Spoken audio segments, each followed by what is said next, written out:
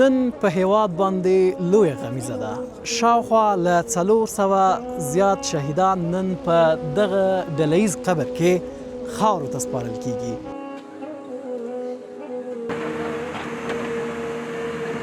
چې 408 نفره شهیدان کړل شوي دي.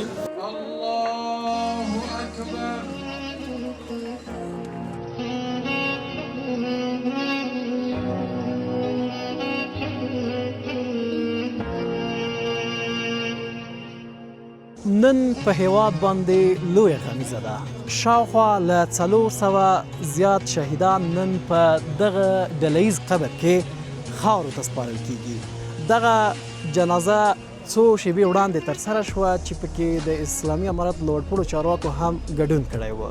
د روژې په مبارکه میاشت کې د پاکستاني پوځي رژیم له لوري وړمه شپه د کابل په 2000 بستریز روغتون باندې برید وشو چې په ترڅ کې شاوخوا له 400 نه زیات معتادین په شهادت ورسېدل.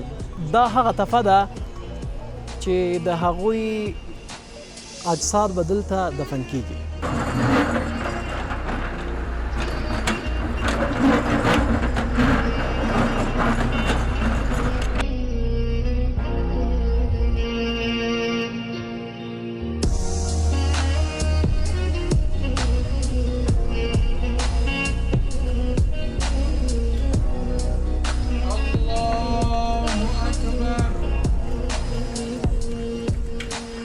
دا د 400 شهیدانو د جنازې مراسم و چې ترسره شول د چارواکو په شتون کې، او دلته تاسو ګورئ چې د هغوی جنازې په اوږو اخیستل شوي دي او هغه ډله ییز قبر چې دوی ته ایستل شوی هلته یې انتقالوي او هلته به دفن کیږي.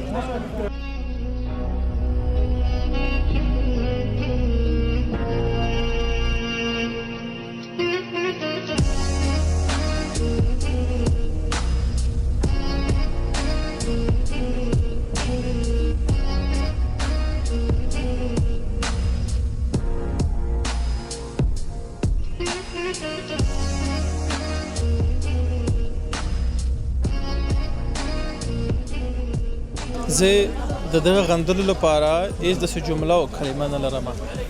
دا د ټولنې هغه افراد او اشخاصو چې محرومه برخه وه، ډېر ژوند یې په تکلیفونو په رنجشونو کې تېر کړی و. د خپلو کورنیو له خوا نه یا د حکومت له خوا نه راټول کړل شوي وو چې یو نوی ژوند ورته وبخي، صحتمند ژوند په برخه شي، بیا د دغه ټولنې په مختلفو برخو کې د خدمات جوګه شي. مګر داسې یو دښمن چې هغه نه عام ولس ګوري، نه مسجد ګوري، نه مدرسه ګوري، نه شفاخانه ګوري، د هغوی په بمبارۍ نتیجه کې زمونږ تقریبا 408 شاوخوا چې دمګړي د افغانستان د اسلامي امارت د صحت عامې وزارت ارقام ورکړي دي چې 408 نفره شهیدان کړل شوي دي په شهادت باندې ورسول. هغه افراد او اشخاص چې کلونه د ټولنې څخه محروم وو چې بیا ټولنې ته ورګرځېدل، دوی ژوندونه واخیستل. دې کې ډېر افراد او اشخاص داسې هم وو چې اندغه اختر مخې ته رخصتېدل یا د دوی هغه د صحتمندۍ صحتیابۍ فورمونه ډکل شوي بېرته روغ شوي کورونو ته ستنېدل. مګر داسې نامردانه برید کې د دوی ژوند له دوی څخه واخیستل شولو. زه کورنۍ ته د الله عزوجل دربار څخه صبر جمیل غواړم او څوک چې پکې ټپیان شوي د زخمیانو ته عاجله او کامله شفا غواړم او د خپلو افغانانو څخه غوښتنه کوم چې دغه شهیدان دغه زخمیان دعاګانې کې یاد کړي، خپل افغانستان اسلامي امارت باندې غږ کوم چې دوی غږ زر تر زره واخیستل شي او د دغه غږ اخیستلو کې د افغانستان ټول ولس، نر دي که ښځې دي، ماشومان دي که ځوانان دي، ورسره ولاړ دي.